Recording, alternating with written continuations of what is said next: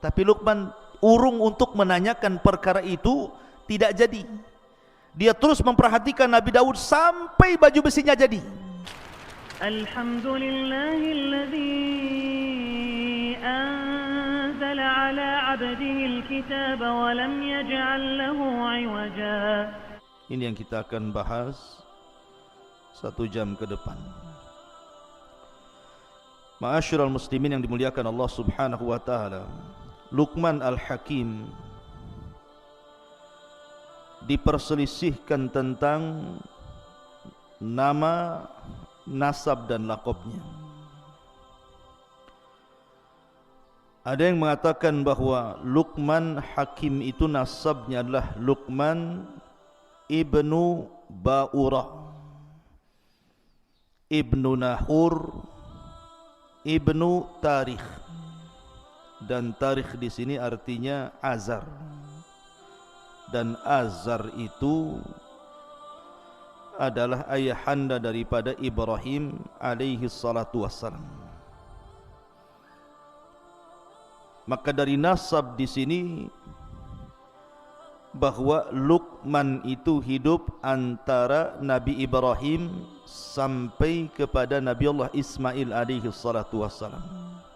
Jadi zaman hidupnya Luqman itu antara Ibrahim dan Ismail, karena masih hubung kait kepada Azar, dan Azar itu ayahanda Ibrahim. Tetapi ada juga yang mengatakan bahwa Luqman artinya nasabnya adalah ibnu ukhti Ayyub alaihi salatu wassalam. Jadi Luqman itu anak dari saudari Nabi Ayyub. Dari sini menunjukkan bahwa Luqman itu hidup di zaman Nabi Allah Daud. Jadi ada yang mengatakan hidup di zaman Nabi Ibrahim, antara Ibrahim dan Ismail. Ada yang mengatakan Luqman itu hidup di zaman Nabi Daud, karena dia adalah putra dari saudari Nabi Allah Ayub alaihi salatu wassalam. Dan itu pendapat jumhur mufassir. Tapi ada juga yang mengatakan bahwa Luqman itu hidup antara masa Nabi Allah Isa alaihi salatu wassalam sampai kepada munculnya Rasul sallallahu alaihi wasallam, antara Isa dan Nabi sallallahu alaihi wasallam. Disitulah kemunculan Luqman Al-Hakim. Akan tetapi pendapat yang kuat wallahu alam bahwa Luqman itu hidup di zaman Nabi Allah Daud alaihi salatu wassalam, dan dia adalah putra saudari daripada Ayyub alaihi salatu wassalam. Lalu dari mana asal Luqman ini? Ada yang mengatakan bahwa Luqman itu asalnya dari Sudan. Berarti kalau Sudan rata-rata berkulit hitam. Jadi Luqman itu orang Sudan, berkulit hitam. Bahkan dikatakan bahwa rambutnya itu keriting, seperti orang negro itu kan, keriting kriwel gitu ya. Kemudian juga tebal bibirnya, dan dia orangnya pendek. Dah pendek, hitam, rambutnya kriwel, bibirnya tebal. Itulah Luqman Al-Hakim. Artinya secara fisik Luqman itu bukan orang gagah, bukan pula orang ganteng. Justru secara fisik Luqman itu adalah orang-orang yang berkulit hitam. Dari sini ada faedah kenapa Allah Subhanahu wa taala cantumkan orang seperti namanya dalam Al-Quran. Maka Islam mengajarkan bahwa keutamaan itu bukan ditinjau fisik. Innallaha la yanzuru ila suwarikum wala ila amwalikum walakin yanzuru ila qulubikum wa a'malikum. Jadi Islam itu memandang bukan karena fisik, bukan karena harta, tetapi yang dipandang hati dan amalnya. Makanya Nabi SAW dalam khutbah Arafah mengingatkan manusia tentang keutamaan manusia di hadapan Allah. Kata Nabi SAW, ayyuhan nas, la fadla bainal arabi wal a'jam, walal aswad alal ahmar illa bitaqwallah. Wahai manusia, tidak ada istimewanya baik anda orang Arab ataupun non-Arab, baik anda berkulit hitam ataupun putih ataupun merah, tetapi keutamaan itu hanyalah ada pada takwa. Kemudian Rasul membacakan ayat inna akramakum indallahi atqakum. Jadi ada yang mengatakan Luqman itu adalah orang Sudan. Ada juga daerah Luqman di Sudan itu di kampung namanya Nubah. Ada satu kota namanya Nubah di Sudan itu, lah Luqman itu hidup di situ. Tapi ada juga yang mengatakan bahwa Luqman itu adalah Habasyi, artinya Ethiopia. Tetapi yang masyhur bahwa Luqman itu orang Sudan dan hidup di kota namanya Nubah. Itu yang banyak dijelaskan oleh ahli tafsir. Ma'asyiral muslimin yang dimuliakan Allah Subhanahu wa taala. Adapun banyak dijelaskan para ulama siapa Luqmanul Hakim ini. Al-Imam Ibnu Katsir rahimahullahu taala mencantumkan dalam kitab Bidayah wa Nihayah, beliau mengatakan kana abdan. Luqman ini seorang hamba. Dari sini menunjukkan bahwa Luqman itu bukan seorang nabi. Ada memang sebagian ulama mengatakan Luqman itu nabi, tetapi pendapat yang kuat bahwa Luqman itu abdan, seorang hamba, seorang budak. Subhanallah, dia orang merdeka, bukan orang merdeka loh ya, orang budak. Artinya dia ada tuannya di situ. Kalau seorang budak berarti bukan merdeka, diatur-atur oleh tuannya, karena perbudakan dalam Islam itu sama dengan barang diperjualbelikan. Tetapi istimewanya walaupun dia seorang budak, Luqman itu adalah orang yang diperhitungkan setiap mutiara kalamnya sampai diabadikan dalam Al-Quran. Maka dijelaskan juga beliau adalah katsirat tafkir, orangnya banyak mikir. Kemudian hasanal yaqin, sangat baik keyakinannya kepada Allah Azza wa Jalla. Ahabballaha fa ahabbahu, karena dia banyak mencintai Allah, akhirnya Allah mencintai dia. Famannallahu alaihi bil hikmah, dan Allah anugerahkan kepada Luqman itu hikmah. Apa itu hikmah? Hikmah itu al-isabatu fil umur. Dia setiap ucapannya, setiap perbuatannya itu mencocoki kebenaran. Jadi dia kalau ngomong itu udah kayak wahyu saja. Makanya kemudian mutiara hikmahnya itu dipakai sampai di zaman jahiliyah, di zaman Nabi SAW sebelum diangkat menjadi Nabi dan Rasul. Orang-orang jahiliyah terkadang menukil-nukilkan ucapan Luqman sampai hari ini. Saking hebatnya Luqman al-Hakim ini. Ya. Ma'asyiral muslimin yang dimuliakan Allah Subhanahu wa taala. Lah Luqmanul Hakim dijelaskan oleh para ulama seperti yang dikatakan Sa'id ibn al-Musayyib. Sa'id ibn al-Musayyib ini seorang pemimpin para tabi'in. Sa'id ibn al-Musayyib mengatakan ketika beliau ditanya, ada orang yang berkulit hitam datang kepada Sa'id ibn al-Musayyib merasa hina karena kulitnya. Jadi dia merasa dihinakan manusia sehingga dia merasa rendah diri. Akhirnya dia datang kepada Sa'id ibn al-Musayyib bertanya, soal kenapa Allah ciptakan dia berkulit hitam itu. Maka Sa'id bin Musayyib mengatakan, la tahzan min ajli annaka aswad. Jangan sedih karena engkau berkulit hitam.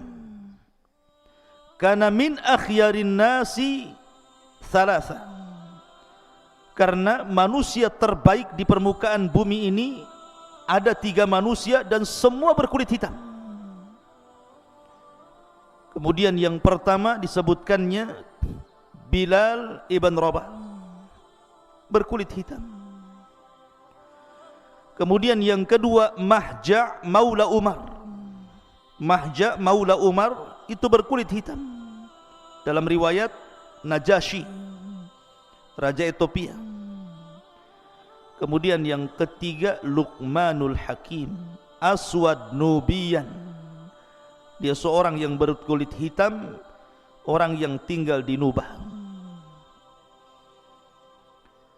Maka dari sini Sa'id bin Musayyib ingin menjelaskan bahwa kepada orang yang merasa kecil hati gara-gara fisik, gara-gara berwarna hitam kulitnya, dia mengatakan jangan sedih. Karena manusia-manusia terbaik sepanjang zaman itu ada yang berkulit hitam. Sudah disebutkan 3 orang. Pertama Bilal, yang kedua Mahja, yang ketiga Luqman. Dalam riwayat Mahja diganti dengan Habasyah, raja Ethiopia, raja Habasyah namanya Ashamah ibn Afjur. Semua berkulit hitam, tetapi mereka adalah orang-orang pilihan dalam Islam. Siapa yang tidak kenal Bilal? Sandalnya saja masuk surga sebelum orangnya. Siapa yang tidak kenal Ashamah ibn Afjur, raja yang sangat adil, sampai-sampai Rasul mengizinkan para sahabat hijrah ke Ethiopia karena keadilannya Najasyi itu. Kemudian juga Mahja, bahkan Luqmanul Hakim sampai diabadikan dalam Al-Quran. Ma'asyiral muslimin yang dimuliakan Allah Subhanahu wa taala. Baik, dari sini kita sudah tahu bagaimana Luqmanul Hakim. Adapun nama anaknya, karena di dalam Al-Quran itu kan bercerita tentang nasihat Luqman kepada siapa? Kepada anaknya. Ini yang kita akan ceritakan. Siapa anaknya ini? Al-Imam As-Suhaili mengatakan, yang masyhur nama anak Luqman yang dinasihati dalam Al-Quran itu namanya Tharan. Namanya Tharan. Luqman menasihati Tharan anaknya. Wa idh qala Luqmanu libnihi wa huwa ya'iduhu. Dan ketika berkata Luqman kepada anaknya siapa? Tharan. Ada yang mengatakan seperti yang disebutkan Al-Imam At-Tabari bahwa namanya Qutbah. Namanya Qutbah. Ada juga yang mengatakan namanya Kalbah. Tetapi yang masyhur nama anaknya adalah Tharan. Ingat-ingat ya, namanya Tharan. Lah sebagian orang mengatakan bahwa Luqman itu punya anak, punya istri.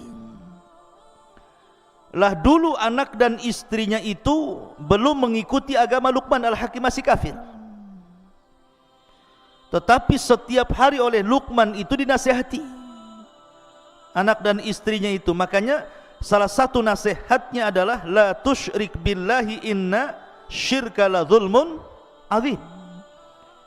Janganlah engkau berbuat syirik kepada Allah, karena kesyirikan itu adalah kezaliman yang sangat besar.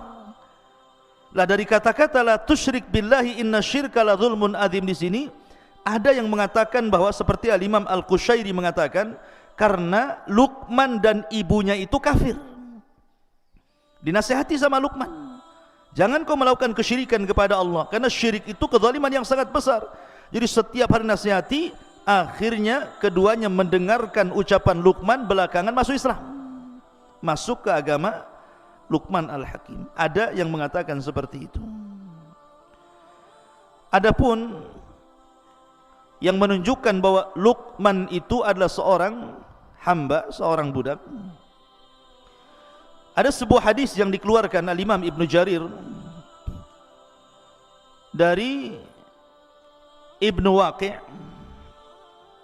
Jadi suatu ketika tuannya Luqman itu memanggil Luqman dan mengatakan, ya Luqman, idbah lana hadhihi syah.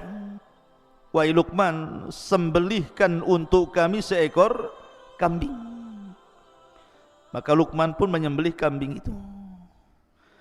Kemudian kata tuannya, ya Luqman, akhrij atyaba mudghataini fiha. Wahai Luqman, ambilkan dari badan kambing itu yang sudah kau sembelih, kau kuliti itu, dua perkara dari kambing itu yang paling baik. Dari anggota badan kambing yang paling baik itu keluarkan, kemudian serahkan kepadaku. Kemudian tiba-tiba Luqman mengiris mengiris lidah kambing, kemudian mengambil hati kambing, diserahkan kepada tuannya dan mengatakan, inilah dari badan kambing yang paling baik, lisan dan hatinya. Kemudian dalam tempo yang lain, tiba-tiba majikannya mengatakan, idbah lana hadhihi syah, kau sembelih lagi kambing itu. Akhirnya disembelihlah kambing, kemudian dikuliti. Kata tuannya, akhrij akhbatha mudghataini fiha. Sekarang ambilkan dari badan kambing itu yang paling jelek. Tiba-tiba Luqman mengiris lisan kambing itu, kemudian mengambil hatinya lagi. Majikannya heran.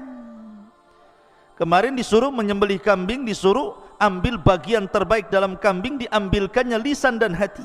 Sekarang disuruh menyembelih kambing, kemudian disuruh mencari yang paling buruk dari anggota badan kambing, dipotongkan lagi lidah dan juga hati. Jadi tuannya bertanya, kenapa sama? Kenapa tidak yang lain, tidak kakinya, tidak pahanya, tidak dagingnya, kenapa itu pula yang diambilkan? Lihat bagaimana kata-kata hikmah Luqman Hakim. Makanya kenapa dia disebutkan Dzu hikmah, pemilik hikmah luar biasa. Kata Luqmanul Hakim, innahu laisa min syai'in atyab minhuma idza taba wala akhbatha minhuma idza khabutha. Wahai Tuan, sesungguhnya lisan dan hati ini akan menjadi baik kalau baik keduanya. Kalau hati kita baik, maka lisan pun akan baik. Akan tetapi akan menjadi buruk kalau seandainya buruk keduanya. Apabila hatinya busuk, pasti lisannya pun ikut busuk.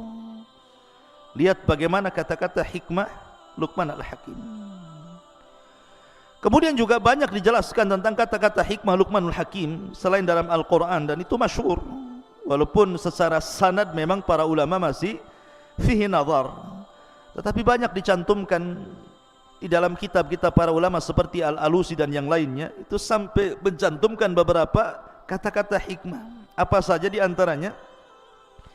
Luqmanul Hakim mengatakan, ya bunayya akthir min qawli rabbighfirli fa inna lillahi sa'atun la yuraddu fiha sa'il.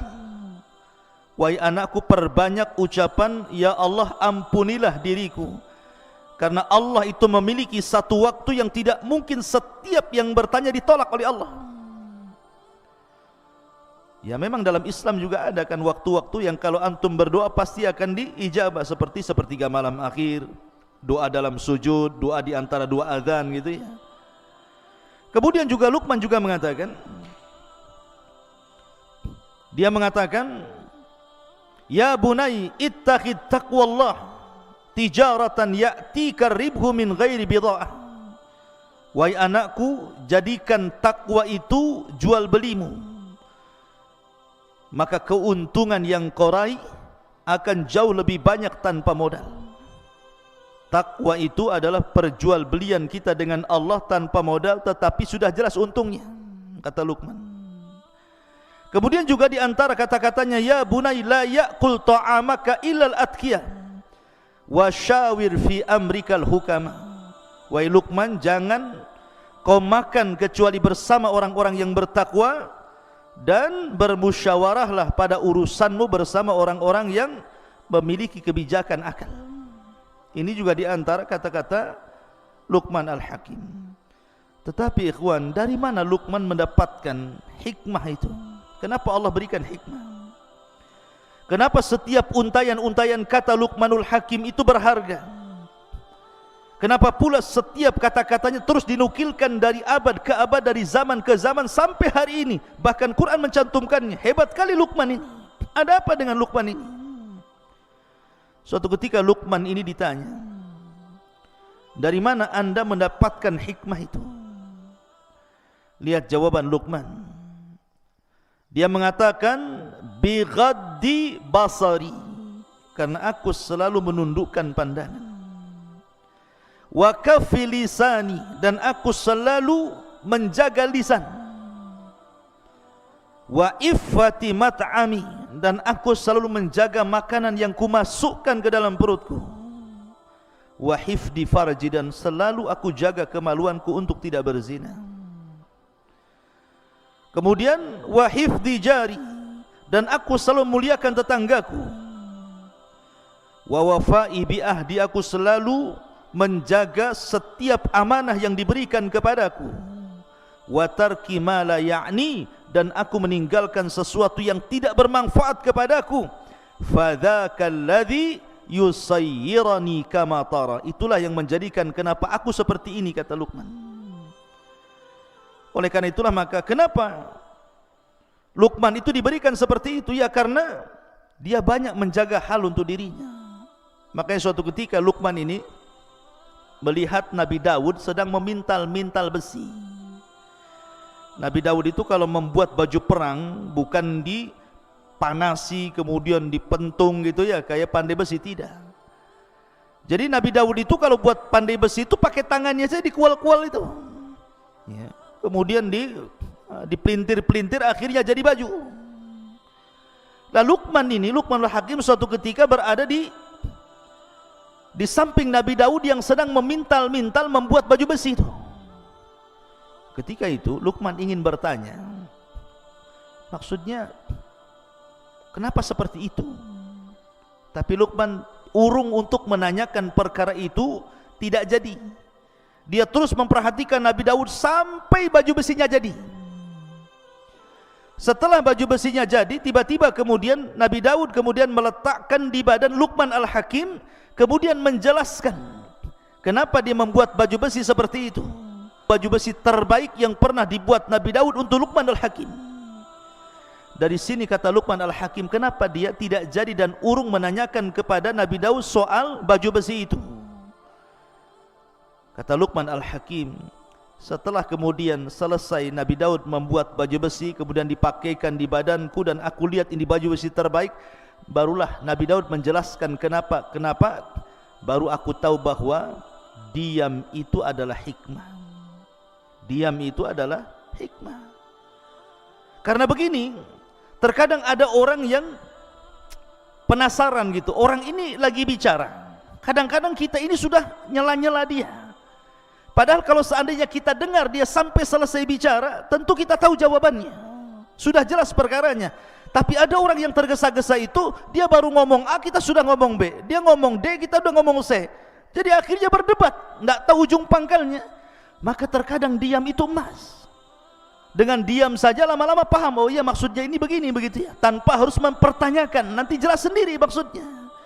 Lah itu kata Luqman, itu bagian daripada hikmah.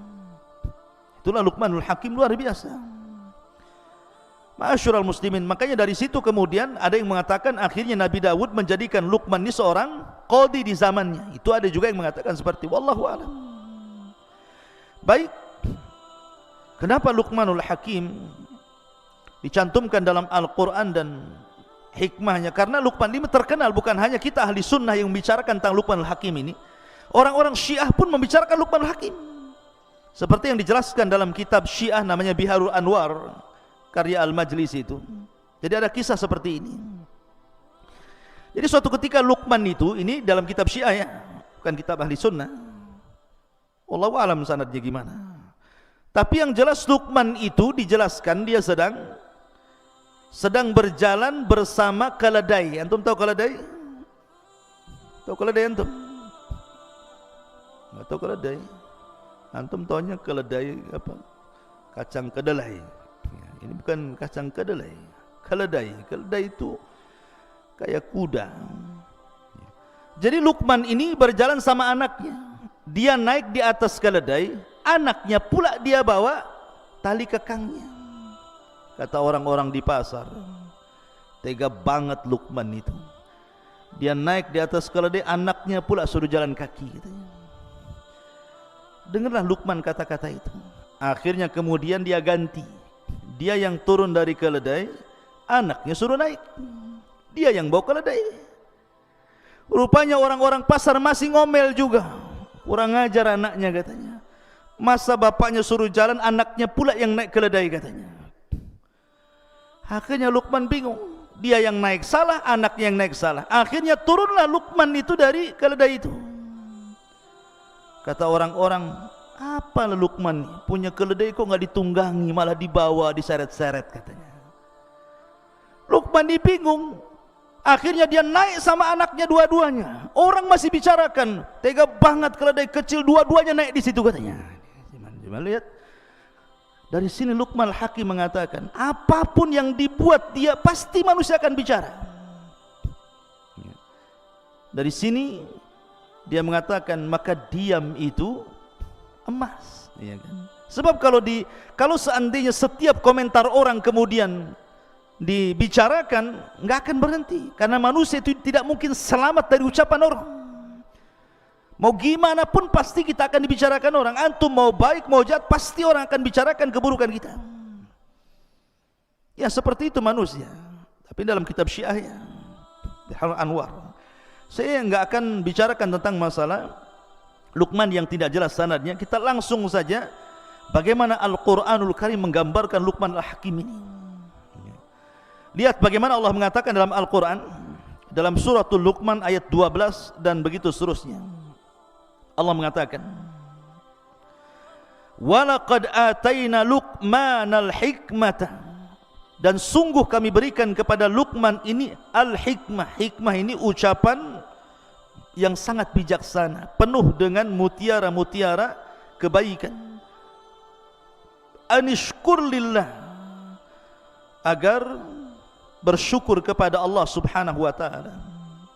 Wa man yashkur fa innama yashkuru li nafsi wa man kafara fa innallaha ghaniyun hamid.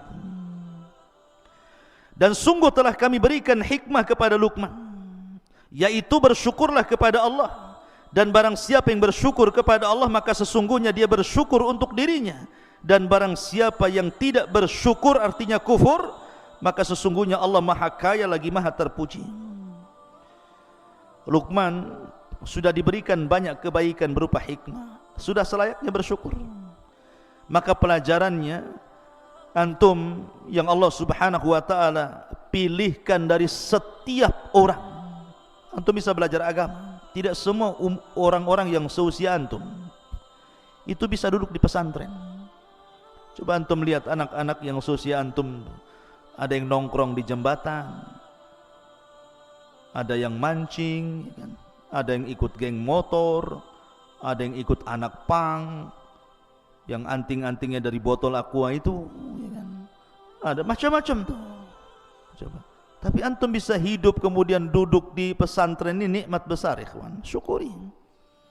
Ya, disyukuri antum dipilih oleh Allah dari sekian anak-anak muda yang seusia antum, antum bisa masuk pesantren, bisa menghafal Quran, bisa belajar agama. Coba. Artinya bahwa supaya la in syakartum la azidannakum, kalau antum bersyukur Allah tambah nikmat, Allah kasih banyak kemampuan dan ilmu yang begitu banyak, karena bagaimanapun tidak ada yang lebih baik dibandingkan ilmu di dunia ini, kawan. Tidak ada yang lebih mulia melebihi ilmu, karena hanya dengan ilmu lah kita bisa mengenal Allah, mengenal Nabi, mengenal agama, mengenal segala sesuatu. Dan keistimewaan apapun tidak mungkin diraih kecuali dengan ilmu. Lihat ayat berikutnya, Allah mengatakan, wa idh qala Luqmanu libnihi, dan ingatlah ketika Luqman berkata kepada anaknya. Siapa anaknya tadi? Tharan, ya. Wa huwa ya'iduhu, dan dia terus menasihatinya. Ada yang mengatakan sekali lagi bahwa ketika itu anaknya masih kafir dan juga istrinya masih kafir. Makanya Luqman mengatakan la tusyrik billah inna syirka la zulmun azim. Jangan sekutukan Allah karena kesyirikan itu kezaliman yang sangat besar. Dari sini Luqman mengikuti thariqah para nabi. Apa thariqah para nabi? Walaqad ba'atsna fi kulli ummatir rasulan an i'budullaha wajtanibut taghut. Dan kami utus pada tiap-tiap umat ini seorang rasul di mana tugasnya mereka hanya menyampaikan tauhid, sembahlah Allah dan jauhi sesembahan selain Allah alias taghut. Dia mendahulukan dakwah tauhid. Makanya antum nanti kalau sudah terjun di masyarakat, maka yang pertama kali menyerukanlah dakwah tauhid. Hancurkan kesyirikan, ajak manusia menyembah Allah Subhanahu wa taala. Karena di zaman sekarang terlampau banyak orang-orang yang terjerumus kepada kesyirikan. Mulai orang datang ke dukun, orang percaya tangkal, padahal di zaman sekarang loh ya, masih percaya klinik itu kan aneh. Tetapi begitulah syaitan menundukkan manusia agar tidak mentauhidkan Allah dan dijerumuskan kepada kesyirikan. Sehingga banyak orang-orang cerdas, pandai, sekolah tinggi-tinggi masih juga datang ke dukunnya, memelihara tangkal, jimat dan yang semacamnya. Kemudian Allah mengatakan wa wassaynal insana biwalidayhi. Setelah Luqman menasihati anaknya agar jangan menyekutukan Allah, kemudian belakangan anak dan istrinya masuk Islam, mentauhidkan Allah, baru Luqman mengingatkan tentang wasiat bahwa amalan terbaik setelah tauhid apa? Birrul walidain. Ingat birrul walidain, ikhwan. Antum ketika mondok di sini itu dalam rangka birrul walidain. Betapa banyak orang tua di zaman sekarang itu mengharap bahwa dengan dipondokkannya antum di sini itu pulang itu menjadi anak yang berbakti. Hanya itu di zaman sekarang. Karena terlampau banyaknya anak-anak muda nakal enggak karu-karuan, akhirnya harapan orang tua itu yang penting anak saya baik. Makanya saya nasihatkan sama antum, kalau libur kayak kemarin gitu ya, harusnya mencerminkan antum itu dididik di pesantren. Karena banyak juga berita-berita yang sampai ke telinga ustadz nih, macam-macam cerita antum di rumah itu. Bahkan ada orang tua itu melihat antum tak kerasan, bagusnya di pondok saja anak saya ustadz gitu. Lah ini kan lucu. Di mana-mana ya, kalau orang tua sudah enggak ketemu anak itu, jangankan 1 tahun 1 bulan saja rindu pengen satu rumah. Ada pula orang tua yang tak rindu lihat antum tuh kayak lihat apa gitu kan. Tolonglah Ustaz, kapan masuk lagi? Masukkan anak saya, udah enggak karu-karuan di sini. Lah, kok bisa kayak gitu tuh? Anak saya sudah pergaulannya ini enggak beres ini. Bukannya mempengaruhi orang, dia pula yang terpengaruh. Harusnya dia mewarnai orang, dia pula yang warna-warni enggak jelas katanya. Ini karena heran antum ini. Harusnya seorang santri kalau balik ya harus nampak loh saya ini berbeda dengan anak-anak yang lainnya. Makanya di sini Allah mengatakan wa wassaynal insana biwalidayhi. Kami wasiatkan kepada manusia itu berbuat baik kepada kedua orang tuanya. Apa alasannya? Lihat bagaimana Allah mengatakan hamalathu ummuhu wahnan ala wahnin. Kemudian wa fisaluhu fi amaini anishkurli wa liwalidayka ilayyal masir. Karena ketika orang tua mengandung saya, antum atau siapapun, itu kelemahan di atas kelemahan, ikhwan. Kemudian disusui 2 tahun. Bagaimana ketika antum tengah malam bangun, orang tua ikut bangun, antum nangis, orang tua ikut bangun, antum sakit, orang tua stres, macam-macam loh. Makanya kenapa ketika ada seorang sahabat datang kepada Rasul, kemudian dia mengatakan, ya Rasulullah, di antara sekian banyak manusia itu yang pertama kali saya berbuat baik kepada siapa? Maka Rasul mengatakan ummuka, ibumu. Siapa lagi Rasul? Ummuka, ibumu. Siapa lagi Rasul? Ummuka, ibumu. Baru yang keempat, abuka, bapakmu. Kenapa coba? Kenapa disebut 3 kali ibu kemudian 1 bapak? Kata para ulama, pertama karena ibu yang mengandung, yang kedua ibu yang melahirkan, yang ketiga ibu yang menyusui. Dari situlah Rasul mengatakan ummuka, ummuka, ummuka 3 kali. Karena ini bukan perkara mudah. Mengandung loh 9 bulan itu bukan perkara mudah. Antum enak tidur, bisa tengkurap, bisa miring kanan, miring kiri. Nah, nanti kalau antum sudah punya istri kemudian hamil, tidak bisa itu antum itu tengok istri tengkurap lagi hamil besar. nggak bisa tidur saja satu posisi, stres dia. Ya.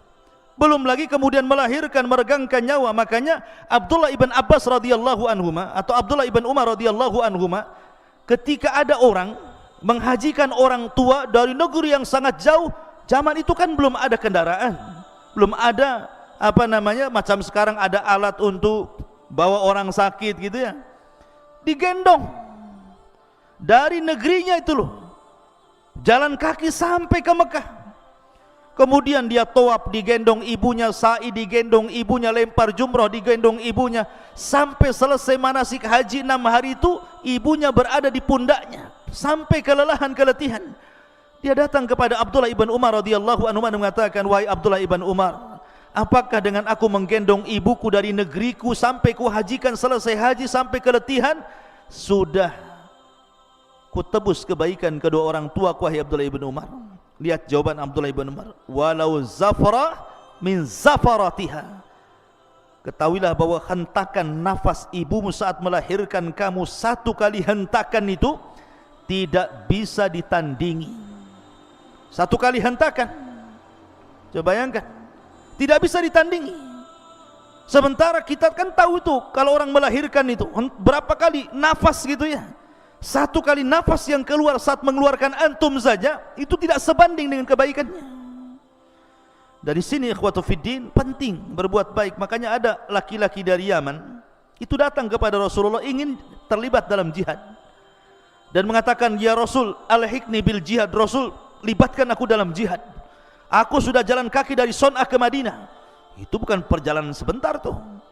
Tapi Nabi SAW mengatakan, ahayyun walidai, masih hidup kedua orang tuamu. Rasul tidak bertanya skillnya, emang kau jihad bisa apa? Bisa mana? Bisa pedang? Bisa naik kuda? Sudah pernah membunuh? Sudah berjihad? Tidak. Rasul tidak bertanya soal skill perang. Rasul hanya mengatakan, ahayyun walidai, hidup orang tuamu. Kata anak muda ini, masih wahai Rasul, ketika aku tinggalkan dia nangis. Maka Rasul mengatakan, irji fa fihi mafajahid, pulang, berjihadlah kepada kedua orang tuamu, buat dia tertawa sebagaimana kau buat dia menangis. Lihat bagaimana Nabi SAW mengajarkan birrul walidain penting. Kenapa? Anishkurli wali walidaika ilayyal masir, karena syukur kepada Allah belum dikatakan syukur sampai anda bisa bersyukur kepada kedua orang tua.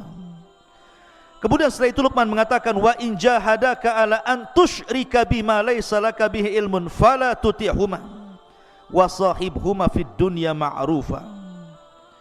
Jika kedua orang tuamu menyuruh kamu untuk menyekutukan diriku dengan siapapun selainku, dengan sesuatu tanpa ilmu, jangan taati keduanya. Dari sini menunjukkan bahwa hak Allah masih jauh lebih penting daripada hak siapapun sampai kepada orang tua. Makanya Rasul mengatakan, la ta'ata li makhlukin fi maksiatil khaliq, tidak ada ketaatan kepada makhluk dalam rangka bermaksiat kepada Allah. Siapapun, mau mudir antum gitu ya, mau ketua RT antum, lurah antum, camat, sampai ke presiden sekalipun, ataupun orang tua, kalau perintahnya batil jangan ditaati. Kalau perintahnya batilnya, fala tutihuma. Tetapi walaupun demikian ikhwan, bagaimana Islam itu mengajarkan akhlak. Allah mengatakan, wasahibhuma fid dunya ma'rufa. Taruhlah ada orang yang memiliki orang tua kafir, orang tuanya musyrik, kemudian memaksa anaknya untuk murtad. Satu sisi kita tidak boleh ya mentaati perintah orang tua, tapi sisi lain berbuat baik itu hukumnya wajib walaupun orang tua kafir. Kecuali kalau orang tuanya itu kafir harbi, beda ya, seperti kisahnya siapa? Abu Ubaidah ibnul Jarrah gitu ya, sampai membunuh bapaknya. Kenapa? Karena bapaknya terlibat perang dan ikut dalam pasukan Abu Jahal. Kemudian ketika perang yang diincar dia saja. Tetapi Abu Ubaidah menghindar, ketemu bapaknya di perang menghindar, sampai tidak mungkin menghindar lagi karena bapaknya sudah berhadapan dengan Nabi. Dia tidak mau Nabi tersakiti, akhirnya dia mengatakan, ya Nabi, serahkan dia kepadaku. Terpaksa dia bunuh bapaknya. Kenapa? Karena sudah mengancam nyawa Nabi. Dibunuh tuh bapaknya Abu Ubaidah bin Jarrah oleh Abu Ubaidah bin Jarrah. Sampai orang mengatakan, Bagaimana mungkin Abu Ubaidah Abdul Jarrah akan diampuni dosa-dosanya sementara dia sudah membunuh ayahnya? Maka dia pun sedih. Sampai akhirnya dia mengatakan, aku tidak pernah membunuh ayahku, yang aku bunuh kesyirikan dalam badannya. Kemudian dia pun sedih sampai turun ayat ini, wa in jahadaka ala an tusyrika bima laysa laka bi ilmun fala tuti'huma. Ya. Ada yang mengatakan ayat ini turun kepada Sa'ad bin Abi Waqqas. Sa'ad bin Abi Waqqas itu orang kaya, orang tuanya dia masuk Islam, orang tuanya masih kafir. Dia paksa Sa'ad bin Abi Waqqas, kau harus kufur lagi. Kata Sa'ad, tidak mau. Kau harus kufur, tidak mau. Sampai akhirnya orang tua yang mengatakan, kalau engkau tidak kembali kepada agama nenek moyangmu, aku akan mogok makan, mogok minum sampai ku mati, katanya. Tapi karena melihat orang tuanya Sa'ad istiqomah di agama Rasul sallallahu alaihi wasallam, akhirnya dia pun menghentikan mogok makan dan mogok minumnya, padahal dia sudah hampir mau mati. Karena Sa'ad mengatakan kepada ibunya, lau kanat laki mi'atu nafsan, lau kanat laki mi'atu nafsan thumma kharajti nafsan ma kharajtu an dini. Wah ibuku, kalau kau punya 100 nyawa, kau keluarkan satu-satu agar aku meninggalkan agamaku. Jangan harap aku meninggalkan agamaku. Kalau kau mau makan, makan silahkan, enggak juga enggak masalah. Akhirnya ibunya makan juga, lapar. Ya. Dari sini ma'asyiral muslimin, bahwa bagaimana Allah Subhanahu wa taala mengatakan jangan taati kepada orang tuanya, tetapi wasahibhuma fid dunya ma'rufa. Tetap Sa'ad bin Abi Waqqas berbuat baik sama orang tuanya. Kemudian Allah mengatakan, wattabi sabila man anab ilayya thumma ilayya marji'ukum fa unabbi'ukum bima kuntum ta'malun. Kemudian ikutilah jalan orang-orang yang kembali kepadaku, kemudian hanya kepadaku tempat kembalimu, maka akan aku beritahukan kepadamu apa yang telah kamu kerjakan. Artinya setiap masalah di dunia itu pasti ada balasannya. Ma'asyiral muslimin yang dimuliakan Allah Azza wa Jalla. Kemudian setelah itu Allah mengatakan, ya bunai innaha intaku mithqala habbati min khardalin fatakun fi sakhratin aw fis samawati aw fil ardi ya'ti biha Allah innallaha latifun khabir. Jadi begini, Tharan ini putranya Luqman, dia bertanya kepada ayahnya, wahai ayahku, seandainya aku bermaksiat kepada Allah, kemudian aku sembunyi di sebuah tempat yang tidak bisa dilihat manusia, mungkinkah Allah melihatku? Maka Luqmanul Hakim kemudian menjawab, ini jawabannya, ya bunai, wahai anakku, in taku mithqala habbati min khardalin fatakun fi sakhratin aw fis samawati aw fil ardi ya'ti biha Allah innallaha latifun khabir. Wahai anakku, sesungguhnya jika ada sesuatu perbuatan seberat biji sawi sekalipun dan berada dalam batu atau di langit atau di bumi, niscaya Allah akan memberi balasannya. Sesungguhnya Allah maha halus lagi maha teliti kepada hamba-hambanya. Antum berbuat maksiat dimanapun Allah tahu. Makanya ada satu kisah tentang seorang laki-laki yang datang kepada siapa? Ibrahim ibn Adham kan. Jadi orang ini mengatakan kepada Ibrahim ibn Adham, wahai imam, saya ingin bertobat, sudah terlampau banyak maksiat yang kulakukan. Bagaimana cara tobatnya? Anak muda ini mengatakan kepada Ibrahim ibn Adham, sudah banyak maksiat yang kulakukan, aku ingin tobat tetapi aku tidak bisa, bagaimana caranya? Maka Ibrahim ibn Adham mengatakan kepada orang ini, sebenarnya engkau tidak perlu meninggalkan maksiatmu, silahkan bermaksiat, tetapi lakukan 5 perkara. Kalau kau bisa melakukan 5 perkara, kau ingin maksiat, maksiatlah, terserahmu. Kemudian orang ini mengatakan, hat ya Aba Ishaq, oh senang kali, seperti apa 5 perkara agar aku tetap bermaksiat? Yang pertama dia mengatakan, idza aradta an ta'siyallah fa'si. Kalau memang engkau ingin bermaksiat, silakan bermaksiat, tetapi fala ta'ku rizqahu, jangan kau makan rizki dari Allah. Kalau engkau tidak makan rizki dari Allah, kau makan dari rizki selain daripada Allah, silahkan kau maksiat. Tapi kalau kau makan dari rizki Allah, Kenapa pula kau bermaksiat kepada zat yang telah memberikan rezeki kepadamu? Kemudian yang kedua, idza aradta an ta'siyahu, kalau engkau memang ingin bermaksiat, silakan, falyasi. Fala taskun syai'an min biladihi, tapi syaratnya kau jangan tinggal di satu jengkal dari bumi-bumi Allah. Silakan cari bumi yang lain, kau maksiat di situ. Tapi kalau engkau masih menginjak bumi Allah dan kau bermaksiat kepada buminya, jangan kau lakukan. Kemudian yang ketiga,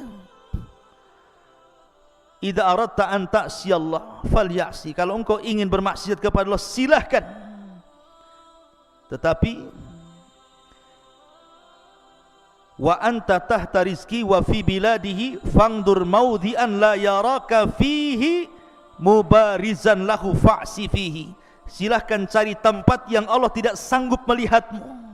Nah, di sini syahidnya. Kalau engkau ingin maksiat, silahkan cari tempat sembunyi dan Allah tidak bisa melihatmu.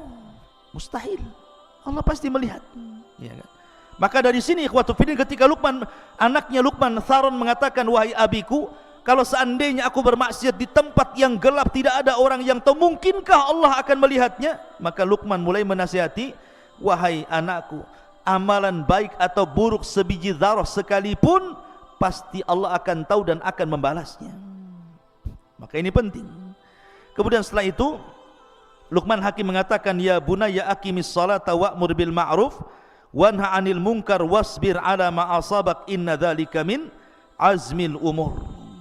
Wahai anakku, laksanakanlah salat dan suruhlah manusia berbuat yang ma'ruf dan cegahlah mereka dari yang mungkar dan bersabarlah terhadap apa yang menimpamu, sesungguhnya yang demikian itu termasuk perkara yang paling penting. Setelah kemudian menjelaskan tentang hak Allah, baru kemudian hak Allah yang paling penting setelah tauhid. Kemudian Luqman menasihati agar kita salat, ya, karena salatlah amalan yang menentukan semua amal yang lainnya.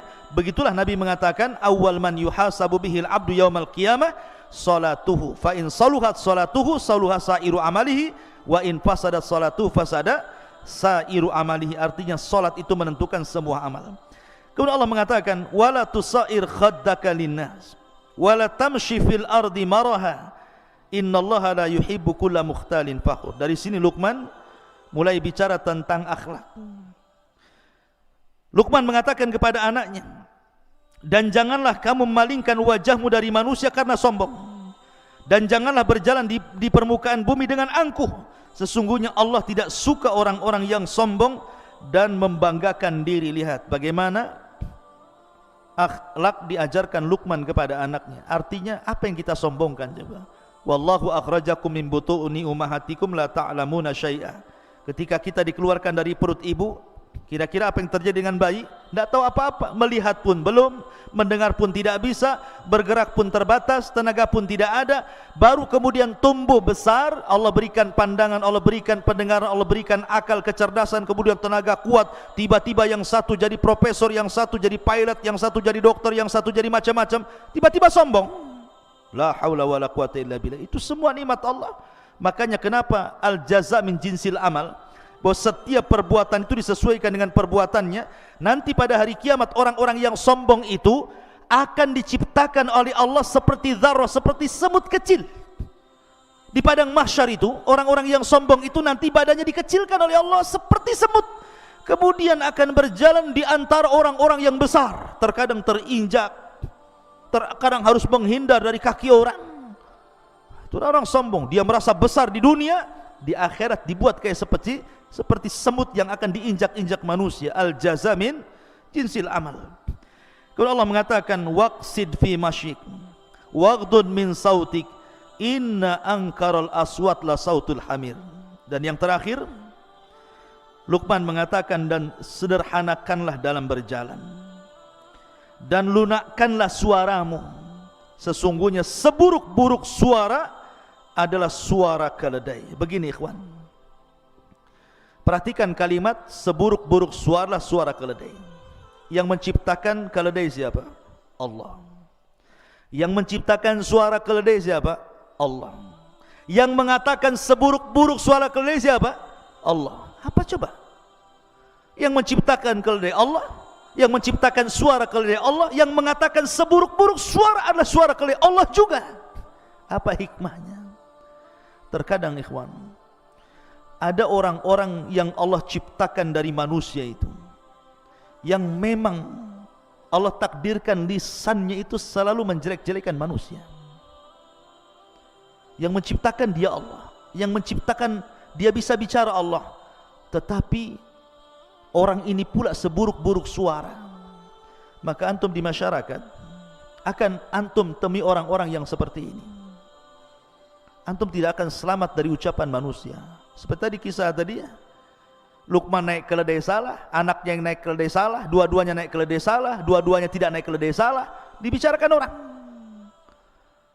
Ada orang ingin supaya tidak dibicarakan orang, akhirnya kemudian tidak keluar dari rumah. Dibicarakan juga, oh jangan-jangan sakit dia. Kenapa dia tidak keluar rumah katanya. Ketika sering keluar rumah, ngapain orang ini mondar-mandir saja kayak nggak ada kerjaan. Ketika kadang di rumah, kadang enggak, dibicarakan juga. Manusia itu akan ngomong seperti itu. Orang itu tidak akan selamat. Jangankan sekelas kita, sekelas para nabi. Nabi Musa alaihi salatu wassalam dibicarakan oleh kaumnya. Jangan-jangan Musa ini enggak mau mandi sama kita, jangan-jangan punya penyakit tutup badannya itu. Akhirnya suatu ketika Nabi Musa mandi di sini, kaumnya di sana. Diletakkan bajunya di atas batu. Allah buat batu itu bergerak. Lari batu itu, dikejar Nabi Musa lagi telanjang, karena masalahnya pakai di atas batu itu. Rupanya batu ini Allah buat lari sampai melintasi Bani Israel yang sedang mandi. Nabi Musa ngejar sambil telanjang. Kata orang-orang ketika melihat badannya Nabi Musa, demi Allah tidak ada badan yang lebih indah daripada Nabi Musa ya. Nabi Musa loh tidak lepas daripada ucapan orang, gara-gara enggak mau mandi sama-sama. Padahal Nabi Musa itu orang yang paling malu dengan Allah. Itu pun tidak lepas dari ucapan manusia. Sampai Rasul mengatakan, rahimallahu akhi Musa laqad udhiya akthar min dzalik fasabara. Sungguh Allah merahmati Musa, terlampau banyak ujian yang diberikan kaumnya, tapi dia sabar. Maryam bintu Imran dituduh berzina karena dia punya anak tidak jelas bapaknya. Padahal itu diciptakan kun fayakun, karena Isa sama dengan Adam. Bahkan istri Nabi SAW Aisyah radhiyallahu anha dituduh berzina dengan Safwan ibn Mu'attil. Padahal dia anak bintu Siddiq, anaknya Abu Bakar Siddiq, dan dia juga istri Nabi SAW, dan dia manusia yang paling cerdas. Itu tidak lepas daripada cacian makian. Antum akan mengalami itu di masyarakat. Antum berbuat salah dijelekin orang, berbuat baik pun akan dijelekin orang, akan digibahi, dibuli dan macam-macam. Maka perlu sabar, karena ada orang-orang itu yang Allah ciptakan seperti keledai. Allah yang ciptakan keledai, Allah yang buat suara keledai, Allah pula yang mengatakan seburuk-buruk suara keledai. Akan ada orang-orang seperti keledai. Maka kalau ada orang-orang seperti keledai, itu biar. Memang Allah sudah takdirkan dia bicara seperti itu. Tapi antum yakin bahwa Allah ketika membuat orang bicara itu, tidak mungkin dia bicara untuk membicarakan kita terus, tidak. Enggak mungkin ya. Jadi kalau orang benci sama kita kemudian menjelek-jelekan kita, enggak mungkin Allah ciptakan dia itu bersuara untuk menjelek-jelekan kita. Makanya kenapa? Pasti akan ada berhentinya, suatu ketika dia akan berhenti itu. Makanya kenapa para ulama, kalau antum menghadapi orang yang menjelek-jelekan antum itu, pertama jangan antum pedulikan, fa'arid antum, seolah-olah enggak kenal. Jadi kalau ada orang jelek-jelekan kita, kemudian antum kenal si anu, enggak kenal, padahal kenal betul. Supaya antum jangan teringat dengan keburukannya. Antum kenal si anu, enggak kenal, enggak kenal dia. Padahal kenal. Kenapa? Karena kalau kita kenal, teringat keburukannya ya. Kemudian yang kedua,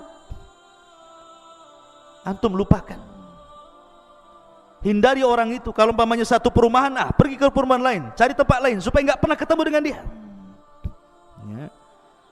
Dan berdoa jangan ditemukan dengan dia. Lihat Ashabul Kahfi.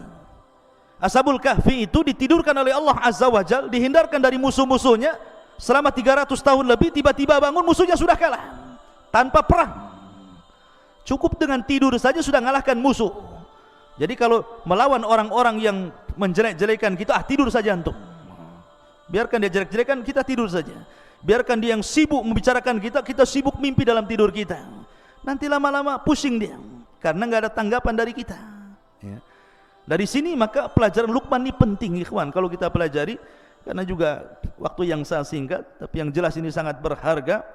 Mudah-mudahan ada manfaatnya. Subhanakal bihamdika asyhadu an la ilaha illa anta astaghfiruka wa atubu ilaik. Allahu ta'ala alam. Assalamualaikum warahmatullahi wabarakatuh.